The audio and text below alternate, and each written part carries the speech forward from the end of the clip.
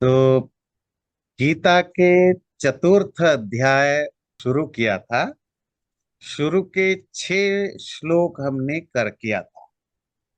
आज इसकी सिंपल भाव था कि ये जो आगे तुम्हें ज्ञान बताने जा रहा हूं, जो शुरू से ही विवस्वांस ने मनु ने इक्ष्वाकु को इस तरह ये ज्ञान की जो फ्लो है वो चलता रहा। और बीच में ये ज्ञान डिस्कनेक्टेड हो गया। अब दोबारा मैं तुम्हें वो ज्ञान दे रहा हूं, तुम इसको जान। इस डिस्कशन में बात आई थी भगवान की। तो उसके लिए हमने अलग से पूरा एक सेशन लिया था कि भगवान किसको कहते हैं, देवता देवी देवता देव किसको कहते हैं, या भगवान को जितने तरह के शब्दों से बोला जाता है, ईश्वर, परमात्मा, ब्रह्मन, इन सबका क्या एक्चुअल मीनिंग है और किन किन अर्थों में यूज होते हैं। आपको दो चीजें जो इम्पोर्टेंटली ध्यान रखना है, भगवान का और देवी देवता का किस अर्थ में यूज होता है। जैसे कि पूरे संस्कृत लिटरेचर में वैदिक से लेकर लौकिक तक जो भगवान शब्द है वो लॉर्ड, अर्थात कोई ह्यूमन बीइंग जो किसी भी फील्ड में एक्सीडिंगली अच्छा करता है, मीन्स बहुत पावरफुल है, बहुत वेल्थी है, बहुत ज्ञानी है, बहुत स्पिरिचुअली एडवांस्ड है, किसी भी फील्ड या हमसे बड़ा है, तो उसे हम भगवान या फेमिनिन वर्ड में भगवती कहते हैं। तो ये हमने जाना था। ये 6 श्लोक तक हमने किया था। आज हम 7वां श्लोक से करेंगे। यदा यदा हि धर्मस्य ग्लानिर्भवति भारत, अभ्युत्थानमधर्मस्य तदात्मानं सृजाम्यहम्, परित्राणाय साधूनां विनाशाय च दुष्कृतां, धर्म संस्थापनार्थाय संभवामि युगे युगे। ये 2 श्लोक वैसे तो बहुत ही फेमस है। आजकल मॉडर्न डेज में ये सबसे ज्यादा पॉपुलर है। गीता के जो लोग गीता पढ़े न पढ़े और कुछ जाने न जाने गीता में है क्या, ये 2 श्लोक जरूर जानते हैं। यदा यदा, वेनेवर, जब भी धर्म की हानि या नुकसान हुआ है, हे भारत, भरत डायनेस्टी को बिलोंग करने वाला, भरत वंश से जुड़ा हुआ अर्जुन, अभ्युत्थानम अधर्मस्य, और जब जब भी अधर्म का अभ्युत्थान, बढ़ती राइज हुआ है, तदा आत्मानम सृजाम्य, हम तब तब मैं पैदा होता हूँ, परित्राणाय साधूना, जो अच्छे लोग हैं उनको बचाने के लिए, विनाशाय च दुष्कृताम, जो दुष्कृत बुरे लोग हैं, दुष्कृत बुरे कर्म करने वाले हैं, उनके विनाश करने के लिए, अधर्म संस्थापनार्थाय, धर्म की तो एस्टैब्लिश करने के लिए या स्थापित करने के लिए, संभवामी में पैदा होता हूँ, युगे युगे, अगेन एंड अगेन, मतलब एवरी टाइम, है ना, जब भी जरूरत पड़ती है तो मैं जन्म लेता हूँ। क्या 4 कारण बताए। धर्म जब डिके कर रहा हो, नष्ट हो रहा हो, अधर्म जब बढ़ रहा हो, अच्छे लोगों को जब मुश्किल हो, बुरे लोगों राइज कर रहे हो, तो ऐसे सिचुएशन में मैं पैदा होता रहता। इसमें मैं 2-3 एस्पेक्ट आपको समझाना चाहता हूँ। इसकी हिस्टोरिकल और पूरे वर्ल्ड में, दुनिया भर में जितने भी रिलीजियंस हैं उनके कॉन्टेक्स्ट में इसको समझते हैं। जितने भी मॉडर्न रिलीजियंस हैं उस कॉन्टेक्स्ट में समझिएगा। मॉडर्न रिलीजियंस, क्रिश्चियनिटी, ज्यूस, इस्लाम, मेनली ये बेसिक फाउंडर हैं इस थॉट के। और एक ग्रेजुअली इंडिया में जो मॉडर्न पौराणिक हिंदुइज्म और बाद में फिर सिखिज्म वगैरह जो आए, उनमें इस कंसेप्ट को समझिएगा। कंसेप्ट क्या है कि जब हमारी जरूरत हो या हम मुसीबत में हो या हम प्रॉब्लम में हो, तो भगवान आता है, गॉड आते हैं। किस रूप में?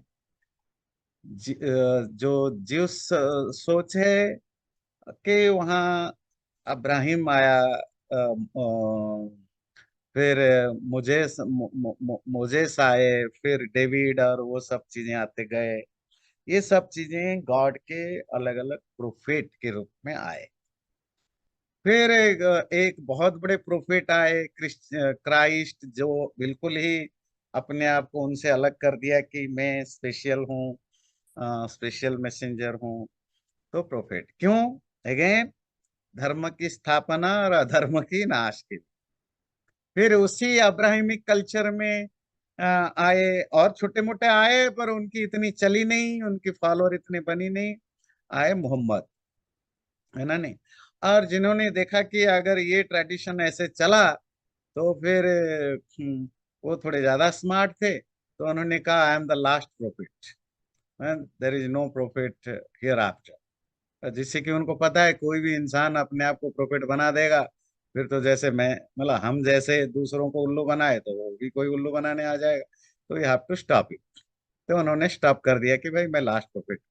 पर वो बंद नहीं हुआ, उसके कहने पर भी बंद नहीं हुआ। फिर अली आया, फिर देखिए शिया सुन्नी, फिर अहमदिया, फिर ये अपने ह्यूस्टन में बड़ा फेमस है ये आगा खां, मतलब तभी फिर उसमें बहाई, ईरान में एक मिक्स्ड रिलीजन, मॉडर्न रिलीजन हुआ जिसको कहते हैं बहाई, उनके भी गुरु हैं।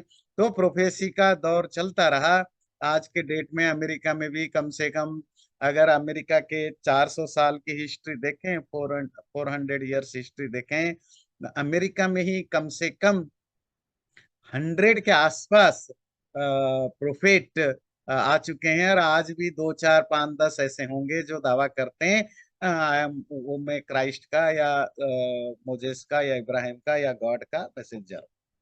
ये एक अब्राहिमिक कंसेप्ट है कि आज ए ह्यूमन बीइंग परमात्मा का एक मैसेंजर या एक स्पेशल पर्सन या सन या जो भी रूप में वो धरती पर आता है। क्यों?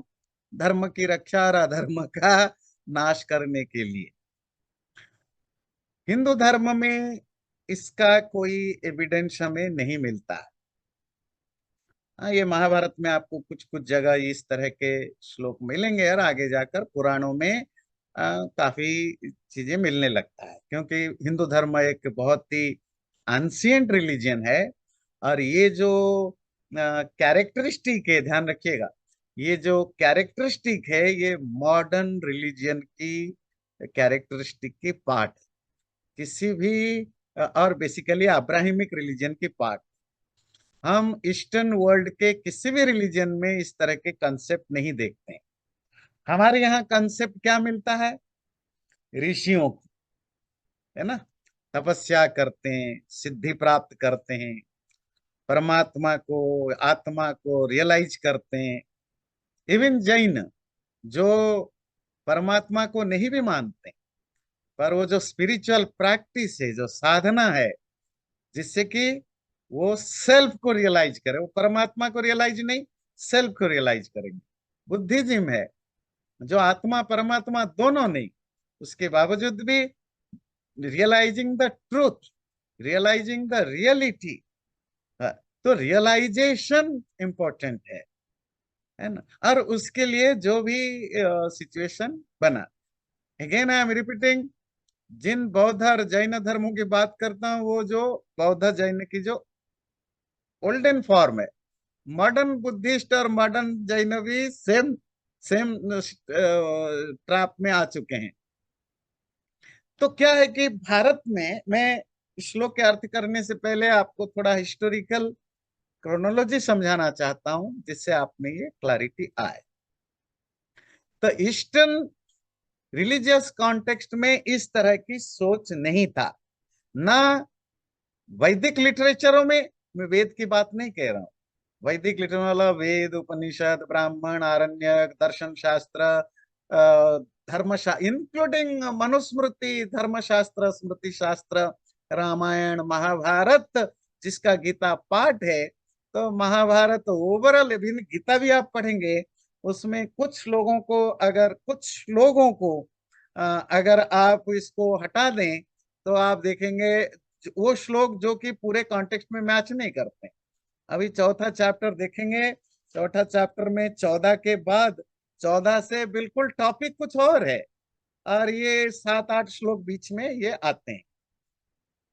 तो और हमारे यहाँ वो जो अब्राहमिक कल्चर में जो प्रोफेसी का कंसेप्ट आया कि ए ह्यूमन बीइंग, एक इंसान, वो परमात्मा से कनेक्टेड है किसी भी रूप में, हमारे यहाँ उस प्रोफेसी का एक ईस्टर्न फॉर्म डेवलप हुआ मिडिवल एज में।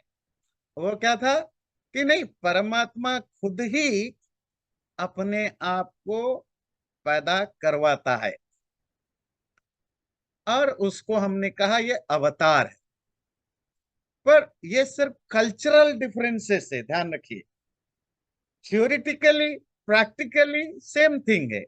जीसस, मोहम्मद, अब्राहिम, कृष्ण, राम, और मॉडर्न बुद्धि, मॉडर्न, ये मॉडर्न वर्ड इंटरेस्टिंग है, मॉडर्न बुद्धिज्म में बुद्ध, ये सब सेम सेम कंसेप्ट को ही बिलोंग करते हैं।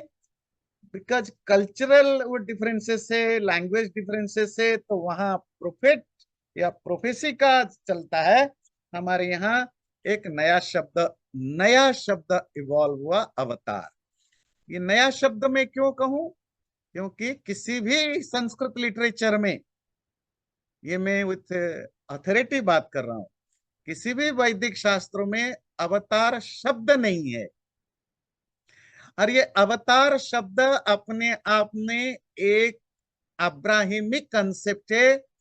कैसे? इसकी ग्रामेटिकल मीनिंग को समझिए।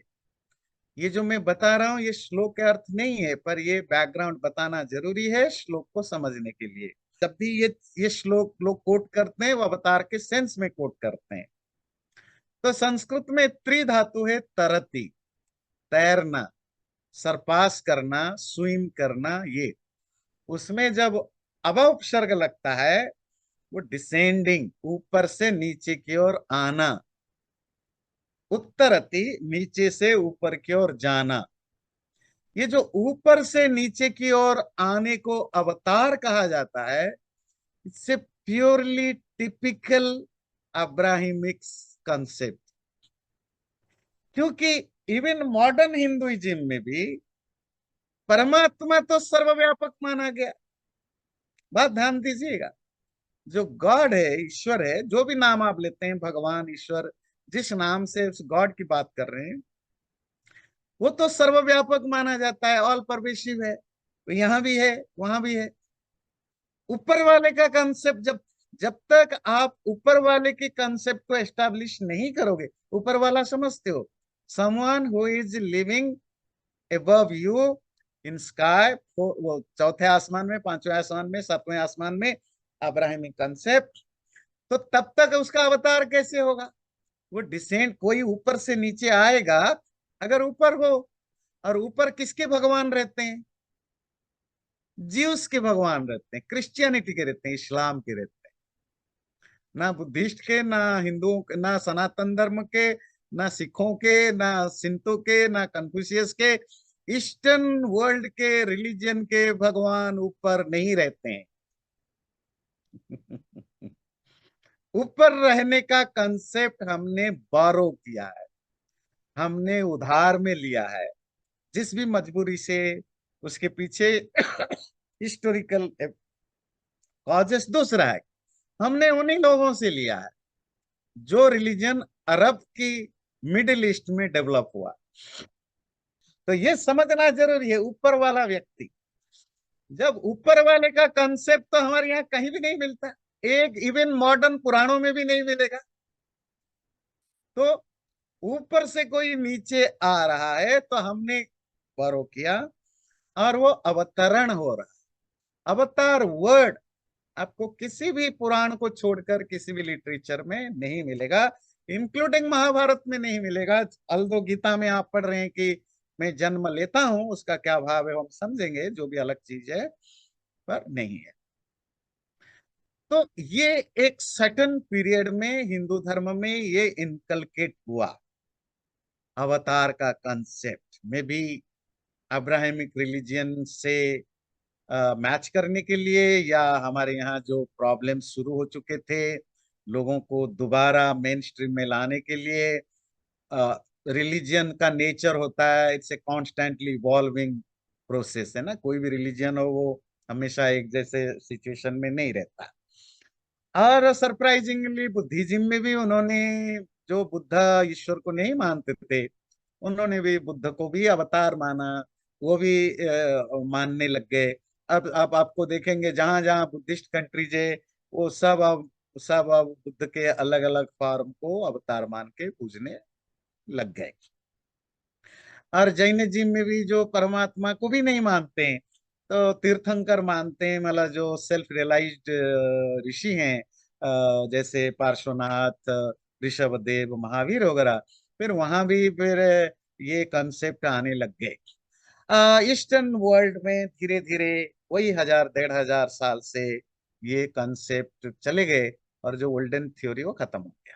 तो ये थोड़ी सी बैकग्राउंड आपको समझना जरूरी है अवतार का, और जो अब्राहमिक कंसेप्ट का। उस अब्राहमिक कंसेप्ट में भी प्रोफेट लोग क्यों आते रहे, अगेन अभी तक जो रिलीजियन चल रहा था, रिलीजियन धर्म नहीं, जो रिलीजियस कंसेप्ट चल रहा था वो खराब है, वो लोगों को खराब करते हैं। मैं आया हूं आपको उनसे बचा करके अच्छा बनाने के लिए। ये ओवरऑल थ्योरी थी।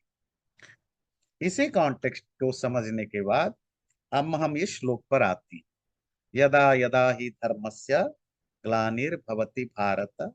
हे भरत वंश में पैदा होने वाला अर्जुन, जब जब भी धर्म की हानि होती है, अधर्म का राइज होता है, बुरे लोगों को बचाने के लिए, मारने के लिए, अच्छे लोगों को बचाने के लिए, धर्म को एस्टैब्लिश करने के लिए मैं पैदा होता हूँ।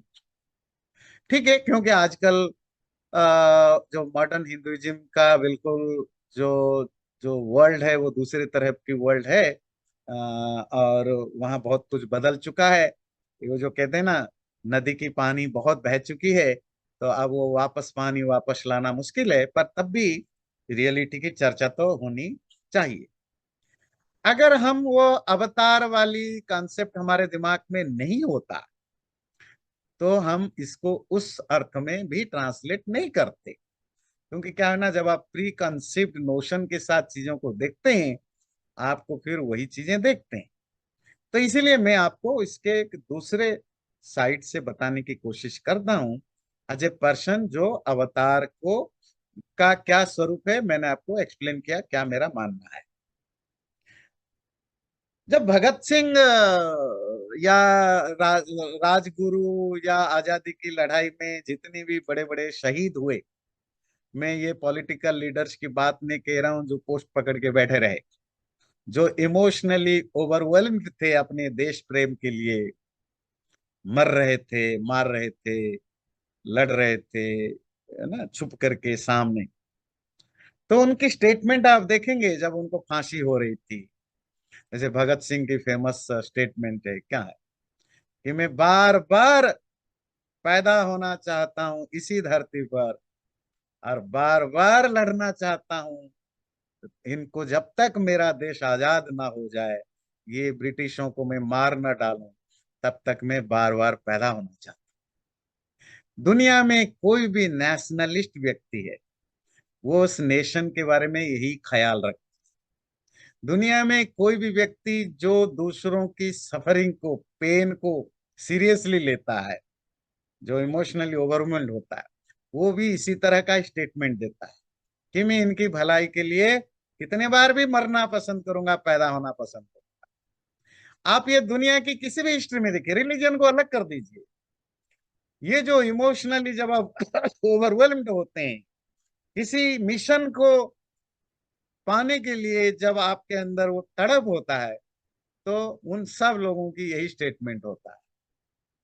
इवन हमने देखा स्वामी दयानंद जी भी, वो शुरू के काफी साल उन्होंने स्पिरिचुअल प्रैक्टिस, आत्मा की खोज, परमात्मा की खोज में ढूंढते गए, हिमालय से लेकर नर्मदा तक 12-13 साल तक वो अलग अलग गुरुओं के आश्रम में जाना, सीखना, तपस्या करना, साधना करना, ये सब किया। और उन्होंने फिर इसी बीच में इसी स्पिरिचुअल, क्या कहेंगे, स्पिरिचुअल भूख या स्पिरिचुअल ज्ञान पाने की चक्कर में उन्होंने भारत की उस समय की जो पॉवर्टी, सफरिंग, आम लोगों की जो पेन, और उसको देखा। एट द एंड जो उन्होंने बोला, जो बार बार वो बोले कि मुझे मोक्ष नहीं चाहिए, मुझे बार बार मर के पैदा होना है, जब तक मैं अपनी देशवासियों की दुख और दर्द को दूर ना कर लूं। मुझे मोक्ष नहीं चाहिए, मुझे दोबारा जन्म लेना है। वो एक खुद योगी थे, है ना। आप उनकी शास्त्र पढ़ेंगे, ऋग्वेदादि भाष्य भूमिका, योगी थे, उनको कितनी सिद्धियां थी।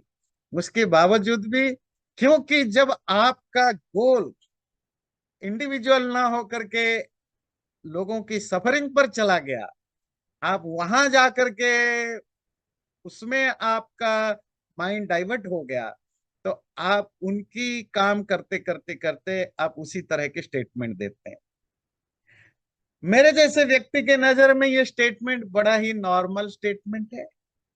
कृष्ण के लिए भी, जब वो कृष्ण की लाइफ देखेंगे, जब से वो पैदा हुए, कहाँ पैदा हुए? जेल में, जेल में पैदा हुए। ध्यान दीजिएगा। आप ब्रिटिश के खिलाफ जो जो लड़ाइयाँ चली, और वो लड़ाई आजाद के सैनिकों को तो आप याद रखते हैं। और वो बैकग्राउंड देखिए कृष्ण की, कहाँ पैदा हुए? जेल में। रातों रात शिफ्ट हुए किसी फॉस्टर पेरेंट्स के पास, अपने माँ बाप से नहीं। और वहां भी रहे, पूरे बचपन में उनको स्ट्रगल करना पड़ा सरवाइव करने के लिए, क्योंकि कंस के कोई ना कोई आते उनको मारने के लिए। थोड़ा बड़े हुए, फिर वो स्ट्रगल करते करते टीन एज और थोड़ा यंग होने लगे, 19-20 साल के।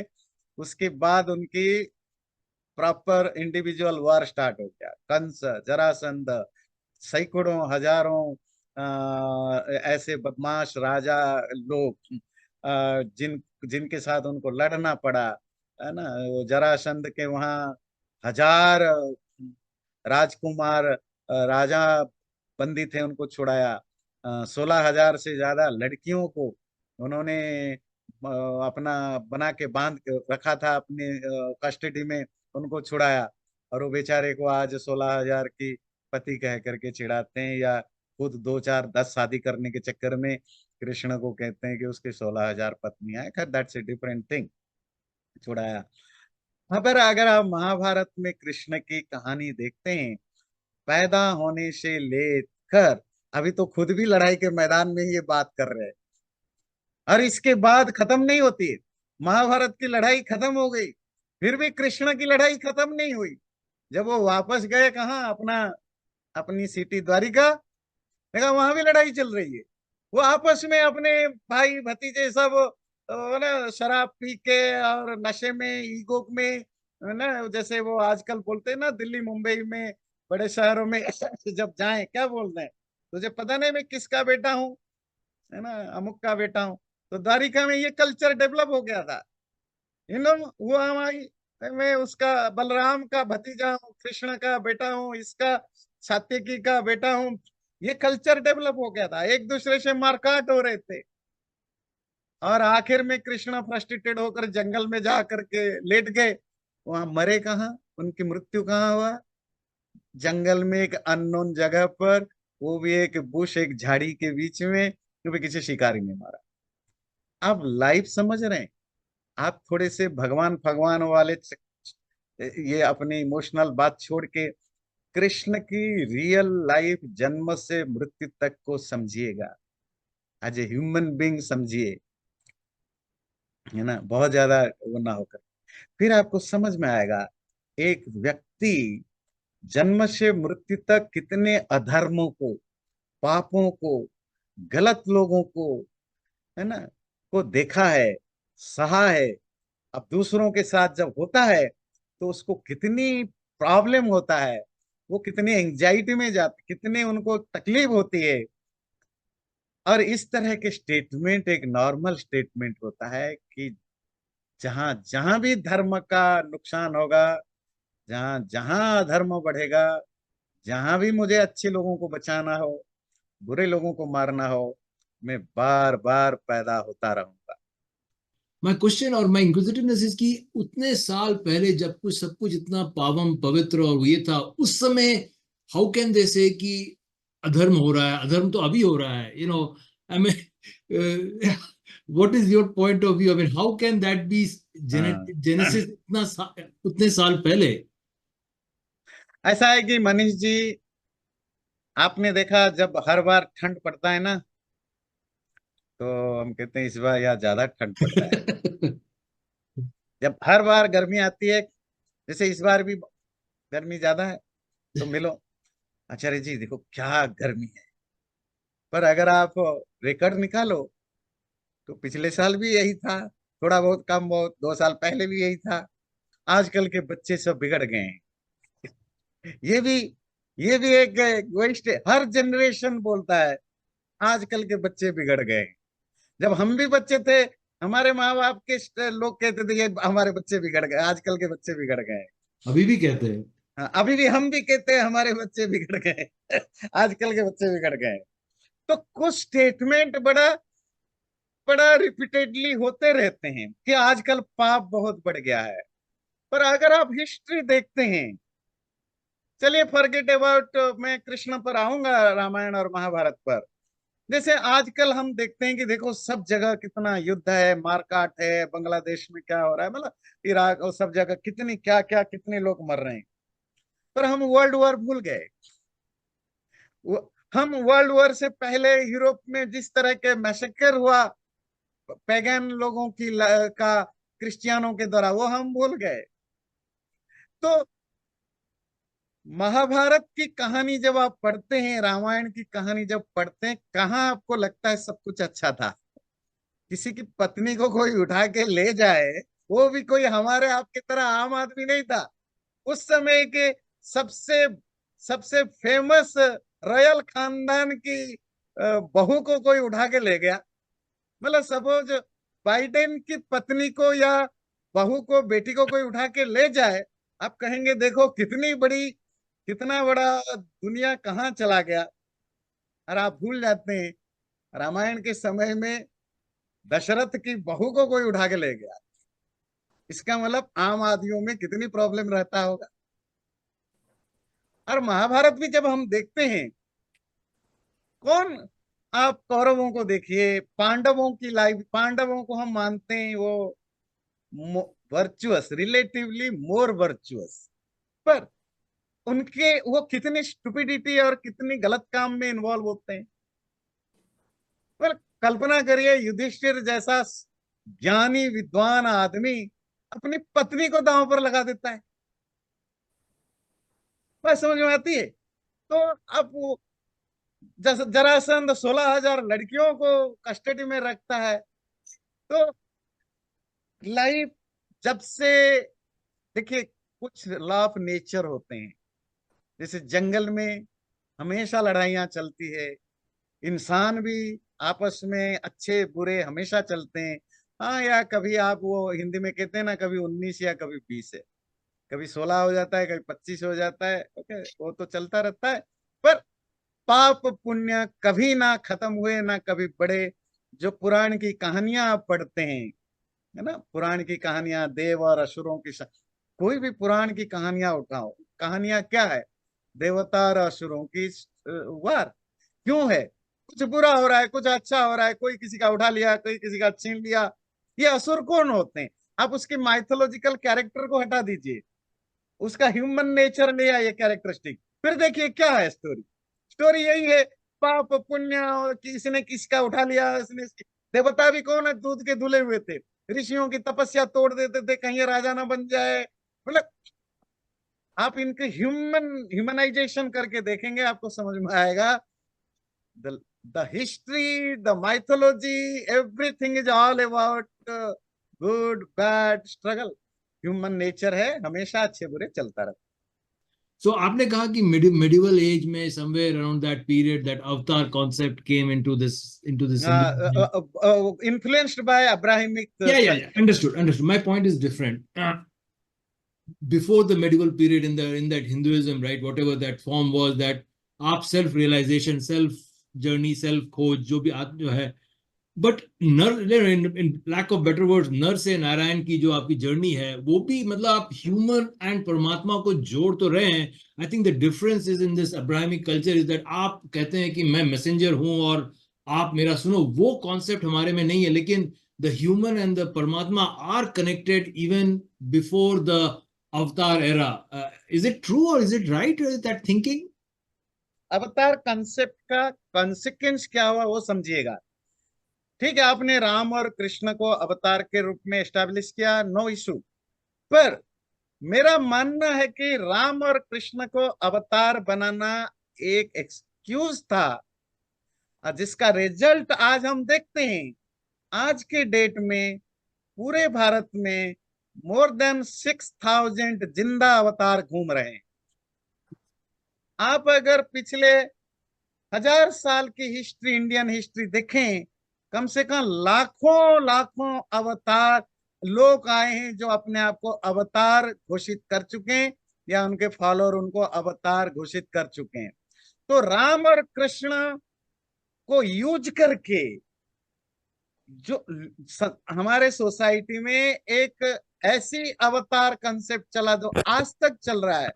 हर वो धूर्त दुष्ट व्यक्ति अपने आप को अवतार मनवाता घूमता है। ये उसका कॉन्सिक्वेंस है जो लोगों को समझना चाहिए। मेरी बात समझ में आती है? राम और कृष्ण सिर्फ मीडिया बन गए। अब तो कोई राम कृष्ण को पूछता भी नहीं, अब तो साईं बाबा को पूछते हैं, अब तो पता नहीं और किसी किसी को पूछते हैं, अब तो हनुमान को पूछते हैं। रामकृष्ण तो पीछे रह गए। वो तो राम मंदिर एक पॉलिटिकल इश्यू है, उसको मत लीजिए कि दे दे, नहीं, वो अलग चीज है। पर मंदिर कितने बन रहे हैं राम के, ये बताइए ना। अब राम के मंदिर नहीं बन रहे हैं, अब हनुमान के मंदिर बन रहे हैं, अब शनि के मंदिर बन रहे हैं, और साईं बाबा का मंदिर बन रहे हैं। ये साईं बाबा कौन है? अगेन अवतार है। किसके अवतार हिंदू मानते हैं? शिव के अवतार है, जबकि वो एक इस्लामिक फकीर है। वो जिंदगी में कभी भगवान वर्ड यूज नहीं किया, वो हमेशा अल्लाह अल्लाह बोला। साईं बाबा पूरी जिंदगी अल्लाह अल्लाह बोलता रहा, पर हिंदू लोग उसको शिव के अवतार मान के पूछते हैं। तो मेरी पॉइंट ये है कि जब आप कोई, जैसे अब्राहमिक कल्चर में प्रोफेट कल्चर एस्टेब्लिश हुआ, वो सिर्फ जीसस और मोहम्मद तक रहा नहीं। मतलब पिछले 2,000 साल की हिस्ट्री में यूरोप, अमेरिका, रूस, अगर आप इन इन चीजों में इंटरेस्ट रखते हैं, इनकी डॉक्यूमेंट्री या हिस्ट्री वगैरह पढ़ेंगे, आपको देखेंगे पिछले 2,000 साल में almost thousands of thousand prophet आ चुके हैं। और उनमें से कितने बड़े कंट्रोवर्शियल है, कितने बहुत क्रूएल थे। तो ये एक रास्ता बन जाता है, और उसका बहुत बड़ा बैड कंसिक्वेंस होता है। बुरे लोग हमेशा ऐसी चीजों को यूज करके अपनी वो माइलेज लेते हैं। हम जो भी बोलते हैं ईश्वर, भगवान, लॉर्ड, वो ओमनी प्रेजेंस है, ओमनी पावर है। फिर उसको साकार रूप लेने की क्या जरूरत है? वो जहां भी है वहीं से वो दुष्टों का हनन कर सकते हैं, या जो भी लिखा है 4 बातें कि धर्म की स्थापना, उनको साकार रूप में आने की क्या जरूरत होती है? ईश्वर अवतार ले नहीं सकता या प्रॉफिट भेज नहीं सकता, इसका लॉजिकल पक्ष अभी रखा नहीं है ना। मैं सिर्फ आपको एक हिस्टोरिकल वो बता रहा था कैसे ये चीजें इवॉल्व हुआ, है ना। और हमारे हिंदू धर्म में भी इसकी क्या शास्त्रीय स्टैंड क्या है, शास्त्रों की स्टैंड क्या है, इस पर क्लैरिफाई बता रहा था। लॉजिकल बात इसीलिए नहीं बता रहा था क्योंकि ये अपने आप में एक एक डेढ़ घंटे की टॉपिक है। अवतार को माने न माने वो एक अलग चीज है। जैसे आपने खुद कहा, सिंपल में एक दो लाइन में कह के पूरा कर देता हूँ। जब हम कहते हैं कि वो ऑल परवेडिंग है, ऑल पावरफुल है, ओमनीपोटेंट है, तो वो अपने आप सब कुछ कर सकता है और करता भी है। और हमारे शास्त्रों में लिखा भी है बहुत सारी जगह कि जब भगवान किसी को, परमात्मा कर्म के हिसाब से सबको अपना फल देता है। और जिसको नष्ट करना होता है सबसे पहले उसकी बुद्धि भ्रष्ट करता है, वो गीता में ही पढ़ेंगे आप। तो वो तो परमात्मा अपने ढंग से सजा देता है। अगर ये अवतार नहीं होते, चलो कृष्ण के बाद अभी तक 5,000 साल हो गया, क्या अभी कष्ट नहीं है? जिस तरह हिंदू धर्म ऑलमोस्ट खत्म होने की कगार पर है ना। अगर आप अफगानिस्तान, पाकिस्तान, बांग्लादेश, म्यांमार, श्रीलंका और इंडिया की पूरी पॉपुलेशन को मिलाएं, जो रियल भारत था, तो हिंदुओं की पॉपुलेशन मुश्किल से अब 40% से भी कम है। 40% कम। हम क्या करते हैं ना, वो बिल्ली और बंदर की स्टोरी सुनिए कि मतलब बिल्ली लड़ रहे थे केक के लिए, तो हाँ, वो बंदर एक तरफ का एक केक खा लेता था, फिर दूसरे का हैवी हो जाता था। वो कहता था उसका ज्यादा हो गया, उसका खा लेता था, दूसरे का हैवी होता था, करते करते सारे वो केक खा गया। तो हिंदुओं की यही हो रहा है कि देखो हिंदू पॉपुलेशन अभी भी 80% है भारत में। अरे भारत में 80% है, कितने टुकड़े कट के पाकिस्तान पूरा चला गया, बांग्लादेश को काट दिया जी, अब कश्मीर में चला गया अभी। तो हम धीरे धीरे केक के पीस की तरह काटते जा रहे हैं। जो बचा हुआ हिस्सा बचा, देखो अभी भी हिंदू मेजोरिटी में। तो कितने कष्ट झेल रहे हैं हिंदू पिछले 5,000 साल से। कोई तो आया नहीं, कल्कि की तो वेट करके रह गए। जो कुछ नहीं मिलता है कहते मोदी जी कल्कि है। बात समझ में आती है? तो क्या सिर्फ एक ही दो बार के लिए धर्म की नुकसान हुआ, धर्म का राइज हुआ और नहीं हो रहा है? क्यों नहीं आ रहे? तो आ रहे। आजकल बाबा लोग बहुत आ रहे, पर ये बाबा लोग तो किसी अधर्म का नाश नहीं कर रहे, धर्म की बढ़ती भी नहीं कर रहे। कष्ट तो बांग्लादेश में क्या हो रहा है, पाकिस्तान में जब पाकिस्तान अलग हुआ तो 12 या 13% हिंदू थे, आज 0.1% भी नहीं बचे। आप वो स्टोरी सुनेंगे, रियल स्टोरी, किस तरह हिंदुओं के साथ जुल्म होता है, आपकी रोए खड़े हो जाएंगे। इसकी सबसे बड़ा नमूना आपने देखा होगा कश्मीर फाइल। ये तो एक टिप ऑफ द आइसबर्ग है। कहाँ है आप? रंजू जी ने लिखा है, my question is that now that we are in Kaliyug so evil is more prevalent then before in Satyayug most of people.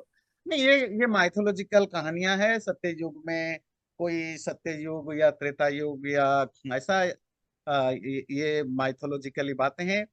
कली युग में कोई पाप नहीं बढ़ा है। ऐसा कोई युग नहीं रहा जहाँ पाप बढ़े हुए नहीं थे, या कम थे, बहुत थे। हाँ, थोड़ा बहुत आगे, जैसे मैंने मनीष जी की बातचीत में आंसर दिया, इट इज ऑलवेज। महाभारत की स्टोरी आप अगर जाकर देखें, आपको कली युग भी फीका पड़ जाएगा। तो प्री क्रिश्चियन एरा का यूरोप का कल्चर हिस्ट्री देखिए, आपके रोए खड़े हो जाएंगे। आप अरब की हिस्ट्री देखिए, आप मुगल पीरियड की इंडिया की हिस्ट्री देखिए, आपके रोए खड़े हो जाएंगे। ऐसा कुछ नहीं आजकल जो भी हो रहा है, वो तो उन हिस्ट्री में जो कुछ हुआ उसके 10% भी नहीं है। तो बहुत कुछ होता है, ये लॉ ऑफ नेचर है। ये आना जाना, मार काट, है ना, ये सब चलता रहेगा। अच्छे लोग बुरे लोग आएंगे। कोई भगवान, बी ऑनेस्ट, कोई भगवान बचाने नहीं आने वाला। आप कोई एक चीज और बताना, ये जो मेन चीज बताना था वही तो भूल गया। जो सोसाइटी किसी प्रोफेट या अवतार की वेट करता है कि वो आएगा हमारा भला होगा, वो सोसाइटी गड्ढे में जाता ही जाता है, क्योंकि वो सेल्फ एफर्ट बंद कर देता है। और जब तक आपकी सोसाइटी में से कोई लीडर ना आए, सोसाइटी में रिवॉल्यूशन ना आए, सोसाइटी में, तब तक ये आर्मी जो भी पॉलिटिक्स जो भी प्रॉब्लम है वो सॉल्व नहीं। एंड ये मैं उनको क्योंकि बहुत देखा है, तो इट्स ए फैक्ट। कोई भी सोसाइटी, कंट्री, कम्युनिटी और इंडिविजुअल जो अगर इस आशा में बैठा है कि भगवान आएगा मुझे बचाने के लिए, उसका बर्बादी होना 100% श्योर है। अगर बच भी जाए, को इंसिडेंट है। इवन ए ह्यूमन बींग, आप बीमार हो, कैंसर है, कुछ भी है, एक्सीडेंट है, अब ये सोच के बैठे हो भगवान बचाने आएगा, तुम्हारा मरना कोई नहीं रोक सकता। बी ऑनेस्ट ना। आप ज्यादा रिलीजियसली ब्लाइंड मत बनिए। नहीं आ सकता, आएगा भी नहीं। ये वैदिक शास्त्रों के हिसाब से तो छोड़िए, लॉजिकली भी नहीं अब ये प्रूफ है, पिछले लाखों सालों के प्रूफ है, भगवान नहीं बचाने आया, सिर्फ माइथोलॉजिकल स्टोरी को छोड़ देते। आपको खुद है ना, स्वयं एवं मृगेंद्रता, you have to be your own lion. आपको खुद शेर बनना होगा शिकार करने के लिए।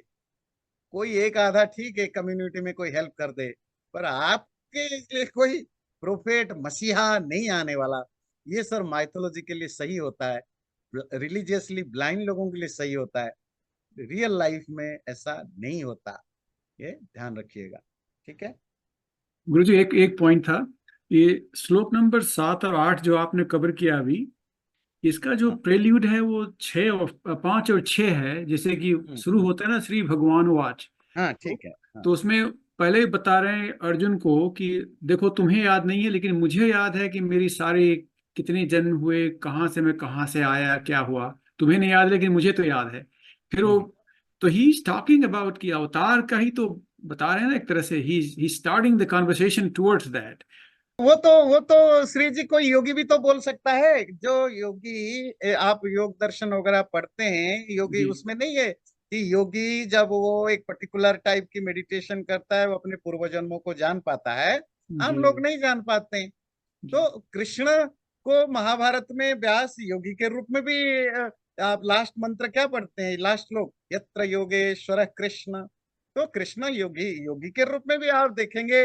आप एक संसार में चल रही सफरिंग के खिलाफ फाइट करने वाले व्यक्ति के रूप में भी देखेंगे। तो भी आप इसको कोई बात है कि हम जब भी कोई चीज को पढ़ते लिखते हैं ना, हम प्री कंसीव्ड होकर देखते हैं तो हमें वही दिखाई देता है ना, जो हम देखना चाहते हैं।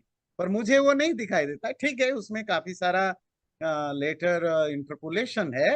इंटरपोलेशन के बावजूद भी उसको जिस नजरिया से देखना है वो देखेगा। पर अगेन इन कंक्लूजन, कृष्ण की ये स्टेटमेंट मुझे, कोई भी व्यक्ति जिसकी समाज के प्रति बहुत ज्यादा दर्द हो, तड़प हो, सोसाइटी में जो इनजस्टिस चल रहा है तो उसके खिलाफ जो फाइट करता रहता है, ये उनका एक नेचुरल एक्सप्रेशन है, जो उनकी फीलिंग है। ध्यान रखे बड़े इंटरेस्टिंगली, ये जो 4th चैप्टर में 5th श्लोक से 14 श्लोक तक ये बातें आई। उसके बाद फिर क्या आएगी, मेरे मेरे शरण में आओ, मेरी सेवा करना। और 14 के बाद फिर मेरा नहीं होगा, फिर ब्रह्म परमात्मा आ जाएगा। तो ये जो कॉन्ट्राडिक्शन भी ध्यान रखिएगा, वो मैं बीच बीच में बताऊंगा।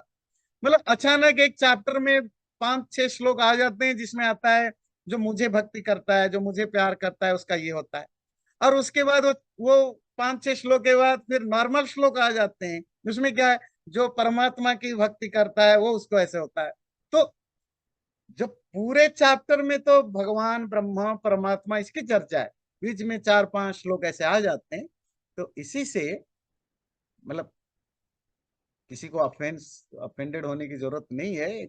मेरी बात को एक तरह के आप दूसरे व्यू के रूप में लेकर चलिएगा, अगर किसी की श्रद्धा है कोई। तो इसी से पता लगता है कि गीता में ऐसी बहुत सारी चीजें हैं जो इंटरपोलेशन के रूप में हुआ है, जो ओवरऑल कॉन्टेक्स्ट में मैच नहीं करता, पर अचानक उसमें 7-8 श्लोक ऐसे दिखाई देते हैं। फिर वो टॉपिक जो है वो नॉर्मल चलता है। टॉपिक शुरू हुई थी 4th चैप्टर में, मैं आपको कर्म की वो चीजें बताऊंगा। वो चीजें वो बताएंगे 15 श्लोक के बाद से देखेंगे, उसमें बिल्कुल नॉर्मल है, उसमें ना मैं हूं ना मेरा है, कुछ नहीं, पर ये चलता है। चलो कोई बात नहीं, आप हम उसी कॉन्टेक्स्ट में उसको समझते हैं तो जो आचार्य कहा। जी आप कंप्लीट कीजिए उसको। तो फॉर दो स्मॉल वर्सेस इंटरपोलेशन में somebody has trying to translate it, and that not translate, interpolate. so somebody is trying to interpolate it, and he was in a different zone or different school of thought for those 14 verses, and हाँ then हाँ, he क्या changed his track. ना, ऐसा होता है कि दुनिया में जितने भी एंशिएंट लिटरेचर हैं उनमें ये इंटरपोलेशन का मतलब होता है बाद में कोई राइटर ने कुछ उसमें अलग से लिख करके जोड़ दिया और कुछ कुछ चीजों को हटा दिया, डिलीट कर दिया। ये सिर्फ हमारे यहाँ नहीं, ये बाइबल वाले भी स्ट्रगल करते हैं, ये कुरान में, दुनिया के जितने भी एंशिएंट लिटरेचर है। क्यों? क्योंकि उस समय मतलब बुक्स जो होता है वो इजीली अवेलेबल नहीं होते हैं थे, It's तो वो translated. रिटन फॉर्म में थे तो 2 4 5 7 होते थे, क्यों थे। तो उसको अगर कोई इंटरपोलेट कर दे तो कोई उसको काउंटर करने के लिए होता नहीं था, क्योंकि इतनी अवेलेबिलिटी नहीं थी। तो ये एक यूनिवर्सल प्रॉब्लम है, ये सिर्फ हमारे यहाँ नहीं है। और हमारे यहाँ वेद को छोड़ करके और कुछ उपनिषदों को छोड़कर मोस्ट ऑफ लिटरेचर में इंटरपोलेशन की प्रॉब्लम है। ऐसा मेरा नहीं, दुनिया के जितने भी संस्कृत लिटरेचर के विद्वान है, एक्सपर्ट हैं, हिंदू धर्म के एक्सपर्ट हैं, वो वेस्टर्न हो ईस्टर्न हो, सभी मानते हैं कि जैसे महाभारत के बारे में मैंने आपको बताया था, महाभारत के अपने इंटरनल सोर्स ही बताते हैं। इंटरनल मतलब महाभारत के खुद के जो स्टेटमेंट है। इस ग्रंथ का पुराना नाम था जय जय, और जिसको कहा जाता था पंचविंश सहस्री, इसका मतलब 25,000 श्लोकास। मतलब इस महाभारत ग्रंथ में टोटल 25,000 श्लोक थे। ये महाभारत, खुद महाभारत में ये मिलता है। पर वो कैसे आगे जाकर के आज की डेट में मोर देन 200,000 श्लोकास है।